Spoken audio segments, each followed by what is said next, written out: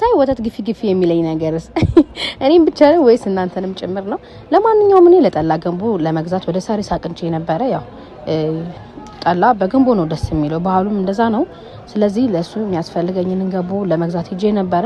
የነበሩኝ ተሰባብሮ ስላለቁብኝ ነው ለመግዛት የሄድኩት ማለት ነው። እንደዚህ የሚያማምሩ ገንቦችን ገዝቻለሁ። እኔ በጣም የገንቦ አፍቃሪ ነኝ። እዚህ ጋር ደግሞ የክትፎ ማንኪያዎች በጣም ውድ ናቸው። የክትፎ ማንኪያዎች አንዷ 500 ብር ነች እና በጣም ገርሞኝ ነው ዋጋ ይሳኩ የነበረው። እዚህ ጋር ክትፎ ራሱ አለው እንዴ ምናምን ያልኩኝ ነበር። እጣንም አላት በጣም ቆንጆ እጣን።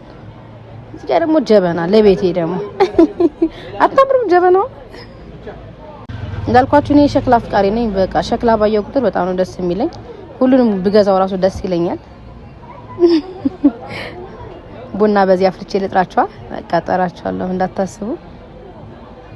እዚህ ጋር ገንቦ ገበያችንን ጨርሰናል። ቀጣይ ደግሞ ወደ አገልግል ነው የምንሄደው።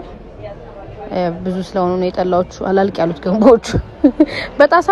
በጣሳም እንሸጣለን በነገራችን ላይ።